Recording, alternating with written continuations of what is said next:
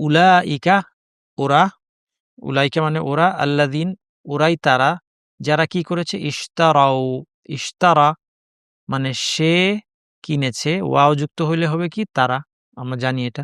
ইশতারাও তারা কিনেছে কি আদ-দালালাহ মানে পথভ্রষ্টতা। বিল হুদা, হুদা মানে হেদায়েত, বা এসেছে বিনিময়টা বোঝানোর জন্য, হেদায়েতের বিনিময়ে। ইশতারাও এখানে ওয়াওয়ের উপর পেশ আসলো কেন? কারণ এটা গিয়ে দদকে ধরতে হবে, কারণ এখানে আল আছে। এই আলটা না পড়ে সরাসরি দদকে ধরতে হইলে ওয়াওতে সুকুন থাকলে ঝামেলা হবে, এই জন্য পেশ দিয়ে পড়ার নিয়মে চেঞ্জ করে ইশতারাউদ দলালাতা করা হয়েছে, নতুবা শব্দটা ছিল ইশতারাউ। তাহলে এই পেশটা শুধুমাত্র পড়ার জন্য আসছে। বিল হুদা মানে হেদায়েতের বিনিময়ে। ফামা রবিহাত, ফা এখানে কিন্তু অর্থে নেন, মাটা এটা না বোধক মা, লা অর্থে, মা রবিহাত লাভজনক হয়নি।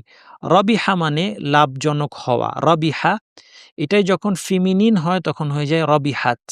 ফিমিনিন কেন হয়েছে? কারণ এখানে এটার কর্তা হচ্ছে তিজারা, ব্যবসাটা লাভজনক হয়নি সেটা বোঝানো হচ্ছে। সেই জন্য যেহেতু ব্যবসা তিজারা শব্দটার শেষে গোলতা আছে, দেখেন এই যে তিজারা, এটা হুমের সাথে যুক্ত হয়ে তিজারাতুহুম, যুক্তির কারণে, যুক্ত হওয়ার কারণে চ্যাপ্টা তা হয়েছে, যেটাই হোক তা আছে সেই জন্য এটা ফিমিনিন শব্দটা, এই জন্য রবিহাত হয়েছে। হ্যাঁ, রবিহাত হয়েছে লাভজনক হওয়া। মা রবিহাত মানে লাভজনক হয়নি, রবিহাত মানে লাভজনক হয়েছে, মা রবিহাত মানে লাভজনক হয়নি। তাহলে এই মাটা একটু আগে মা মাসদারিয়া যেটা দেখেছিলেন সেটা না, এটা নেগেটিভ মা, লা অর্থে। মা রবিহাত তিজারাতুহুম তাদের ব্যবসা লাভজনক হয়নি। ওয়ামা এটাও তাই না বোধক। ওয়ামা কানু মুহতাদিন, কানু হচ্ছে কানা মানে সে ছিল, ওয়াও যুক্ত হয়ে তারা ছিল হয়ে গিয়েছে। মা কানু মানে তারা ছিল না, কানু মানে তারা ছিল, মা কানু মানে তারা ছিল না। মুহতাদিন মানে হেদায়েত প্রাপ্ত, তারা হেদায়েত প্রাপ্ত ছিল না, মানে ইহতাদা মানে হেদায়েত পাওয়া, যে হেদায়েত পায় তাকে বলা হয় মুহতাদিন। এটার সাথে ওয়ানুন যুক্ত করলে যেমন প্লুরাল হয়, ইয়ানুন যুক্ত হয়েও প্লুরাল হয়। কেন ইয়ানুন যুক্ত হয়ে প্লুরাল করতে হলো? এটা একটা অবস্থার কারণে, সেটা আমরা পরে এক সময় জানবো।